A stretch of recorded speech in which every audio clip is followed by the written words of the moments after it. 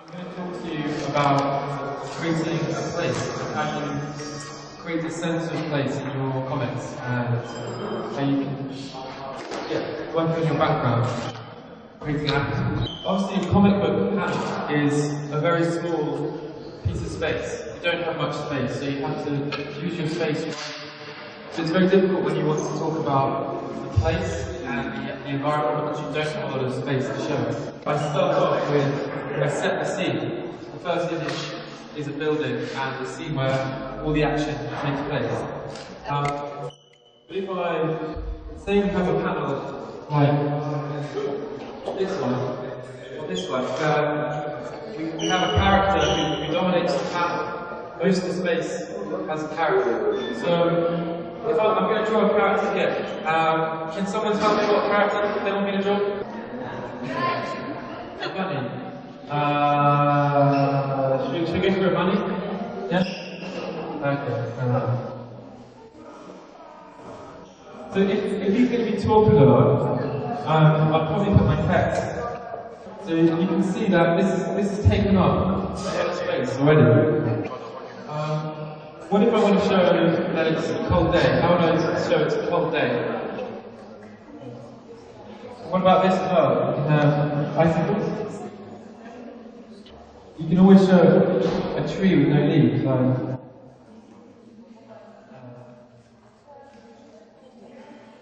So if the bunny's saying, oh, I hope it snows soon, so we don't have any snowflakes. Have things lines like this.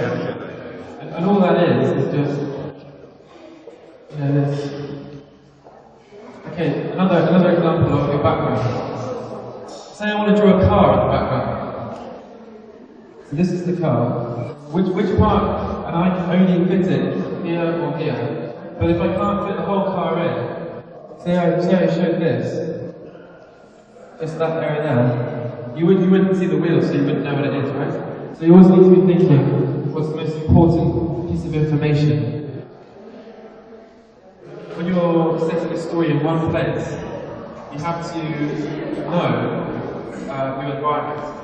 Okay, so say this is a street, and I've got a tree, and I've got a building, and I've got a figure.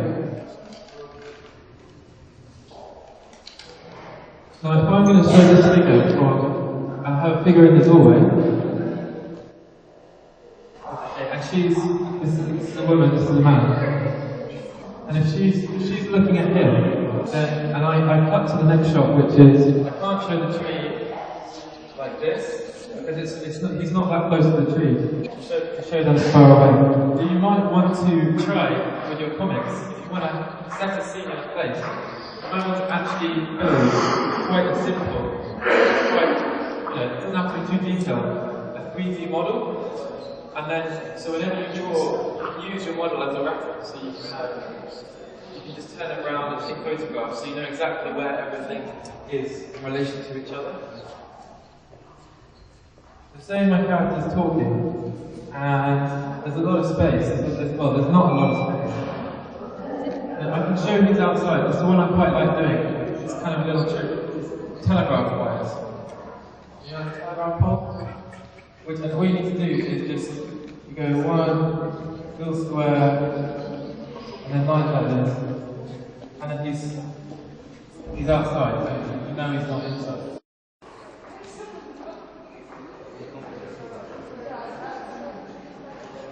There's no golden rule, but I start with the story and the script. So I might be on a train or on a bus and I might see something and I go, oh, that's an interesting line, and I'll just go,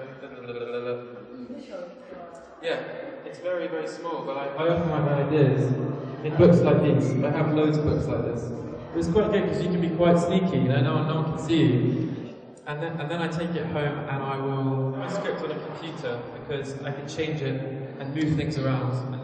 Quite organised. And then so after a script, I will just have I make a list of everything I want that's in the script. So if I need a pet shop, I will go and get loads of photographs of pets or cages.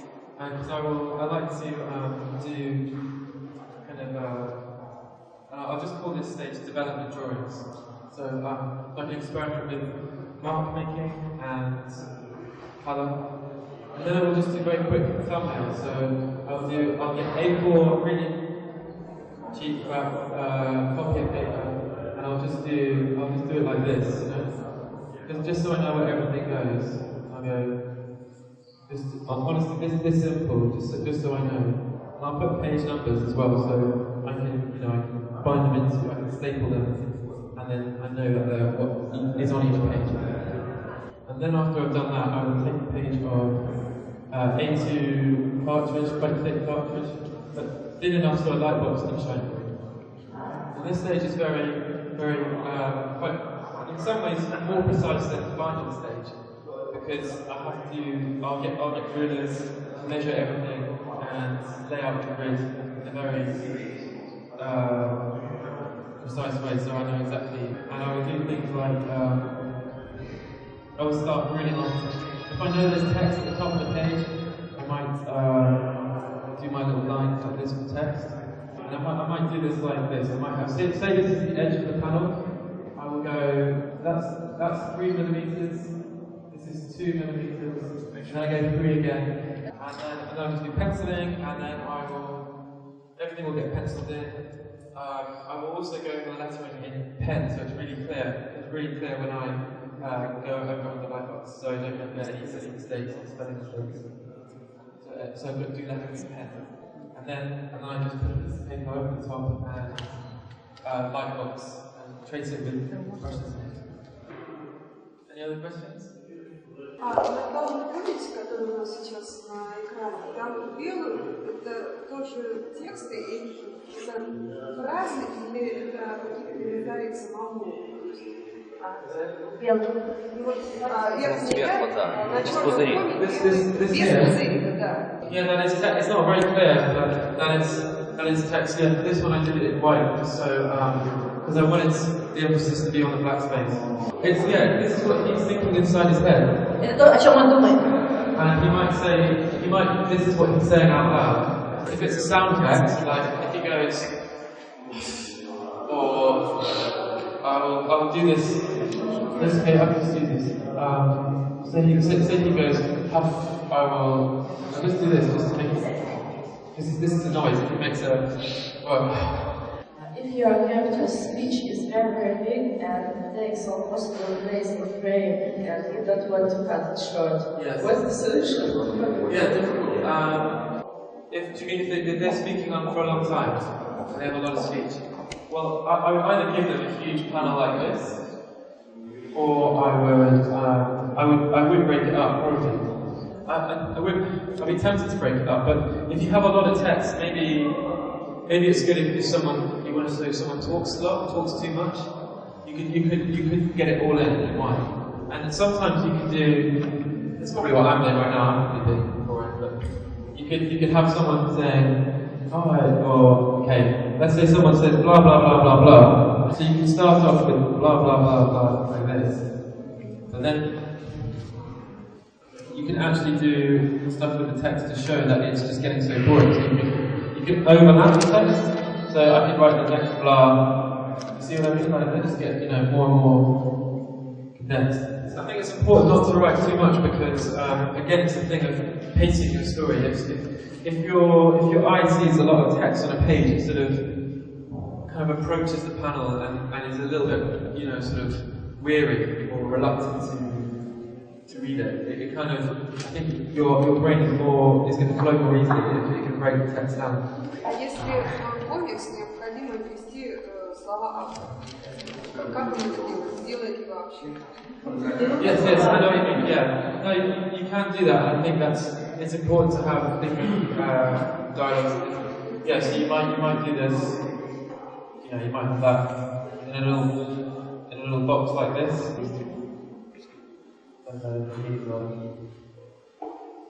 like this, so you can do. So say she's saying something anyway, he's like, what? Он не думал сделать свой собственный шрифт, или он все так самые крутые всегда? No, I haven't, but I'd like to.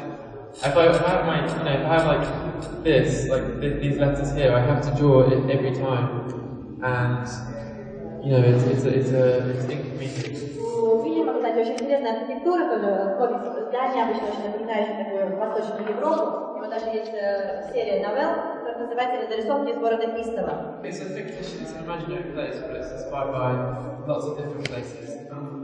I went to Budapest, and I really liked Budapest, and I also lived in Glasgow, and Glasgow, it sounds weird, but Glasgow in some ways is quite similar to Budapest. For example, there's a film made recently set in Budapest, but they filmed it in Glasgow because it was easier, and no one. Все персонажи приходят из жизни, или он их придумывает, ну, в общем, его отношения с персонажами. I'll take it from real life and I'll twist them and I'll change things.